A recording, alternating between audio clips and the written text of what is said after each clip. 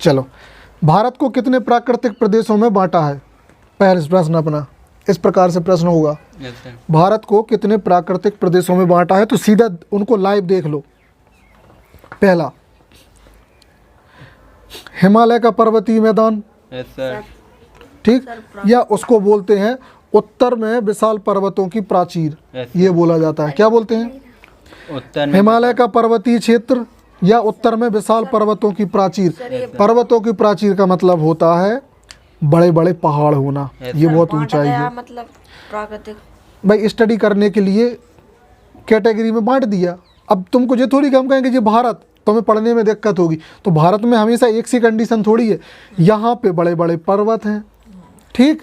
अब ये जो हिमालय है ये यहाँ से यहाँ तक है। हिमालय कहाँ से कहाँ तक है? यहाँ तक। मगर ये भी पूरे पर्वत हैं। तो हमारा पर्वत जो भारत है ये जो एरिया है ये पर्वतों से इस प्रकार से घिरा है।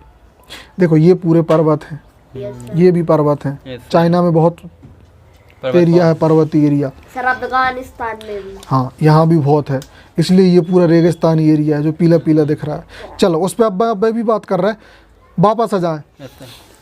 उत्तर में विशाल पर्वतों की प्राचीर, क्लियर। दूसरा क्या होता है? उत्तरी मैदान।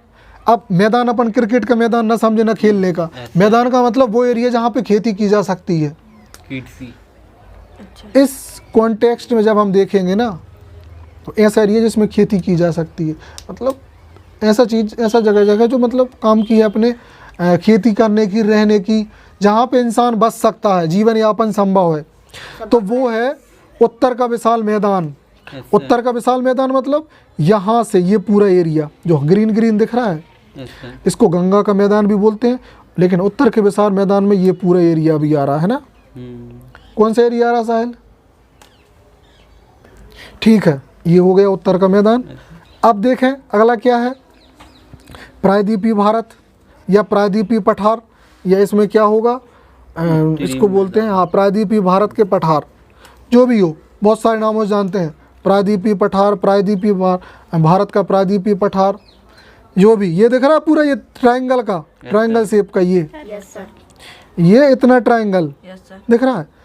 तो उत्तर के विशाल मैदान, सॉरी उत्तर की पर्वत प्राचीर, उत्तर के विशाल मैदान, प्रायद्वीपीय पठार, जितने ग्रीन है वो सब मैदान है, वो सब मैदानी एरिया है।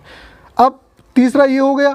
चौथा है तटीय मैदान, यहाँ भी खेती बहुत अच्छे से होती है इस पूरे, हाँ क्योंकि देखो हाँ समंदर है, पानी है, नदियाँ हैं, बहुत सारे डेल्टा हैं। डेल्टा मतलब बस ये है कि उथली उथली नदियाँ और बहुत छोटी छोटी नदियों के हिस्से है ना, डिटेल में बताना पड़ेगा जब भी हो।